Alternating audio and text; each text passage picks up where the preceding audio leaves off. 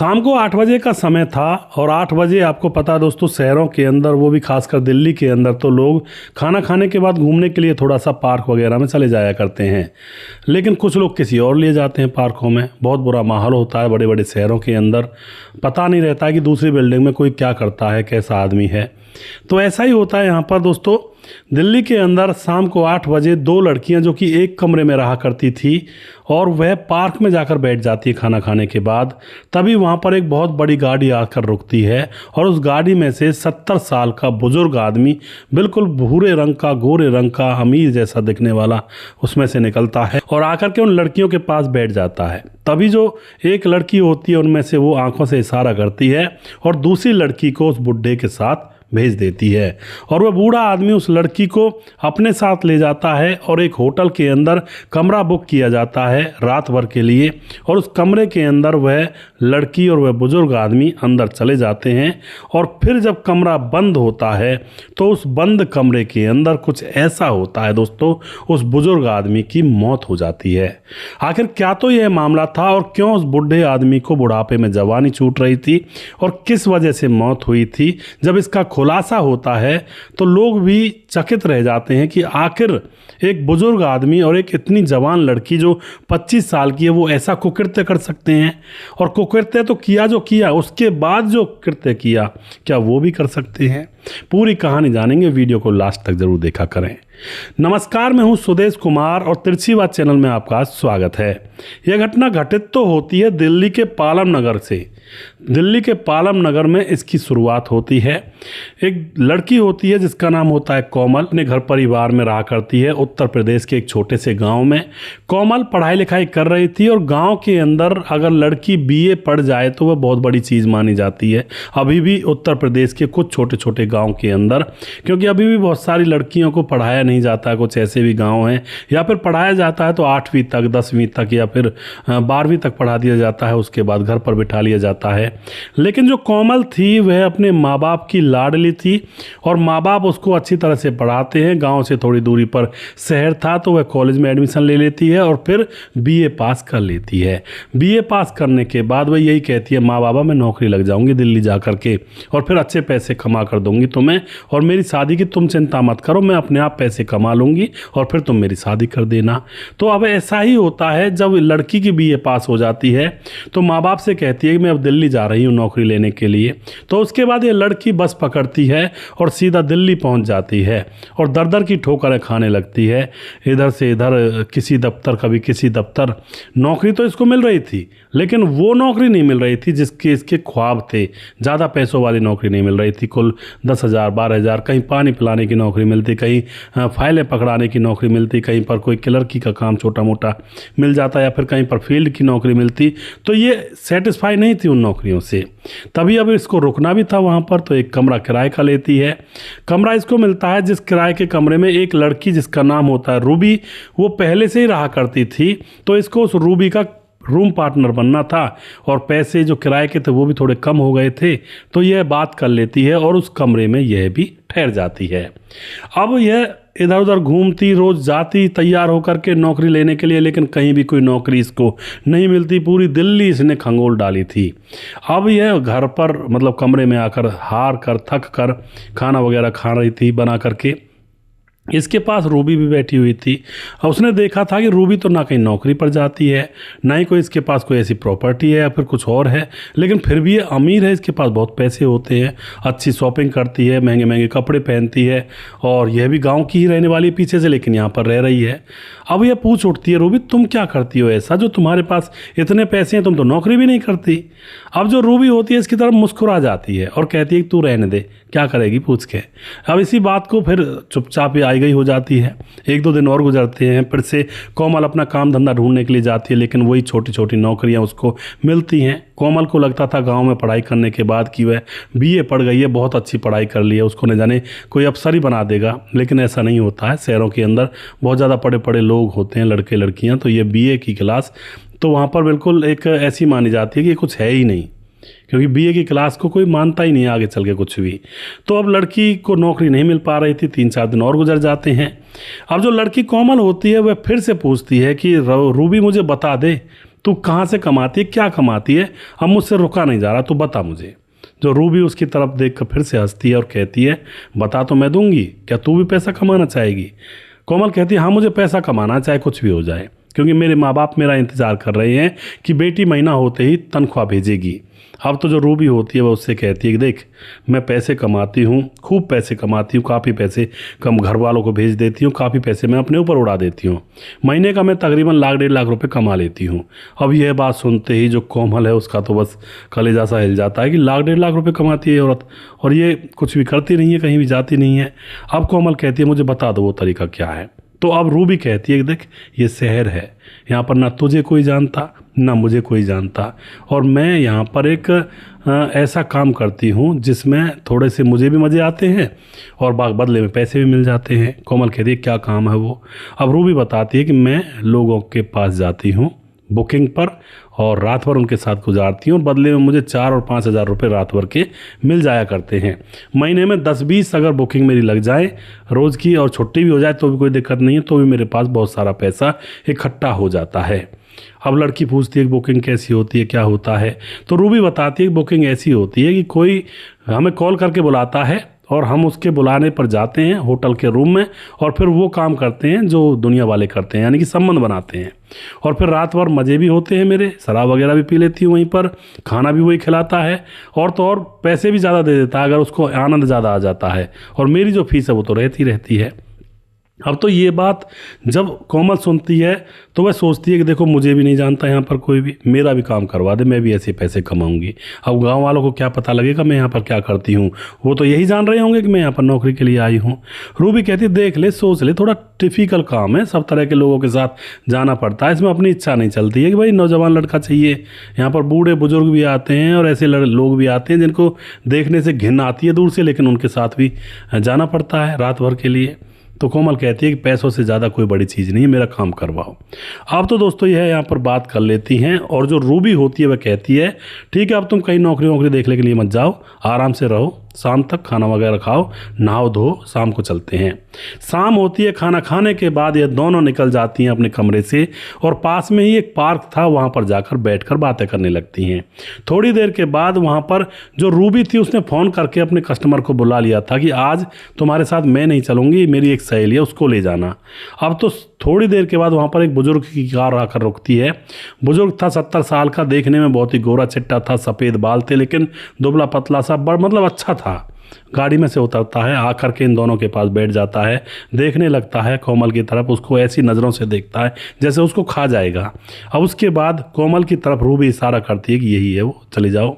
तो अब कोमल उठ करके उस बुड्ढे की गाड़ी में बैठ जाती है, और वो बूढ़ा आदमी और यह जो लड़की कोमल है दोनों ही पहुंच जाते हैं एक होटल के पास, और वहाँ पर एक कमरा बुक करवाया जाता है, और उस कमरे के अंदर कोमल और वह बूढ़ा आदमी विजय कुमार था जिसकी उम्र 72 साल थी। दोनों कमरे के अंदर चले जाते हैं, और वहाँ पर फिर वही होता है जो रात भर होना चाहिए था। पूरी रात भर प्रोग्राम चालू रहता है, बूढ़ा आदमी बड़ा खुश होता है कि हाँ भाई सही रहा। अब उसके बाद कोमल भी सोचती है कि तो प्रोग्राम सही रहा, यहाँ तो मज़े भी आए और अब पैसे भी उसने तुरंत उसके बैग में रख दिए थे 5 हज़ार, और ऊपर से कुछ पैसे और रख दिए थे, रात भर खाना पीना और फिर मज़े से। अब तो इस बात को देखकर कोमल तो बड़ी खुश होती है कि ये तो बड़ा अच्छा काम है यार, यहाँ तो कुछ करना ही नहीं पड़ता, उल्टे मज़े लेते हैं। अब दोस्तों दूसरा दिन होता है, दूसरे दिन भी वो बुढ़ा आदमी उसको लेने के लिए आ जाता है। इसी तरह से वो बुढ़ा आदमी उसको कई दिन ले जाता है, और उसको तकरीबन उसके पास 40 से 50 हज़ार रुपये हो जाते हैं कुछ ही दिनों में, 8-9 दिनों के अंदर।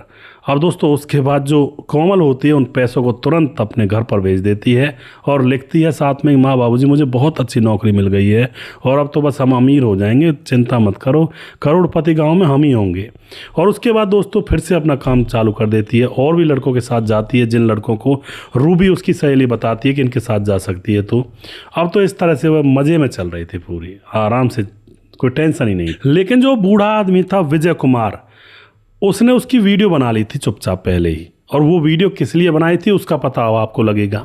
अब यहाँ पर क्या होता है, विजय कुमार उसको थोड़े से कम पैसे देने लगता है, 5 हज़ार की जगह पर उसको 4 हज़ार ऑफर करने लगता है कि मैं अब तुझे 4 हज़ार दूंगा, क्योंकि अब तेरे अंदर इतना मज़ा नहीं रहा जितना स्टार्टिंग में था।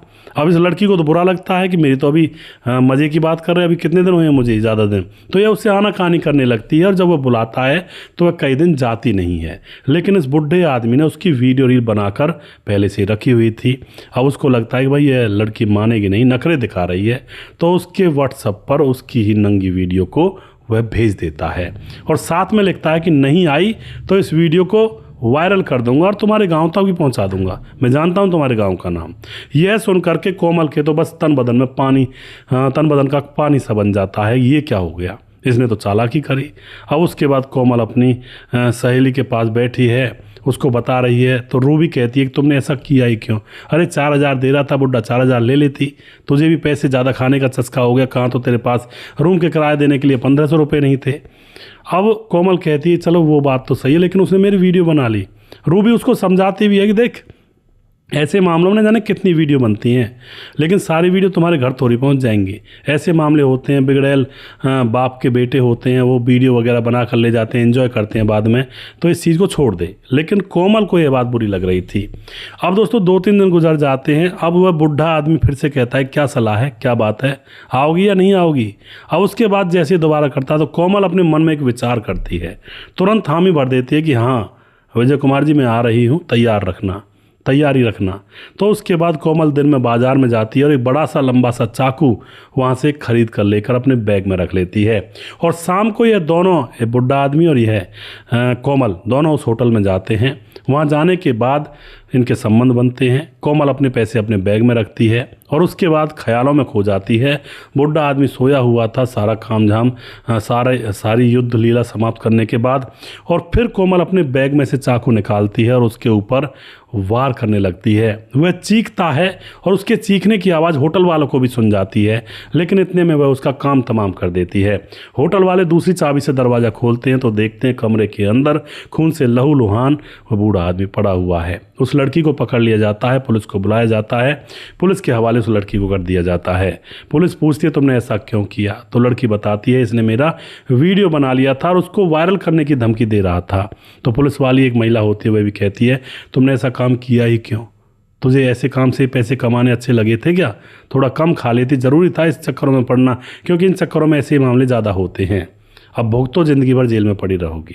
जो लड़की अपनी शादी के लिए पैसा इकट्ठा करने के लिए गई थी, माँ बाप का नाम रोशन करने के लिए शहर में कमाने गई थी, आज उन माँ बाप की नाक नीचे झुक गई और पूरे गांव के लोग ये कहते हैं कि और पढ़ा लो अपनी बेटी को और बना लो बड़ी अफसर।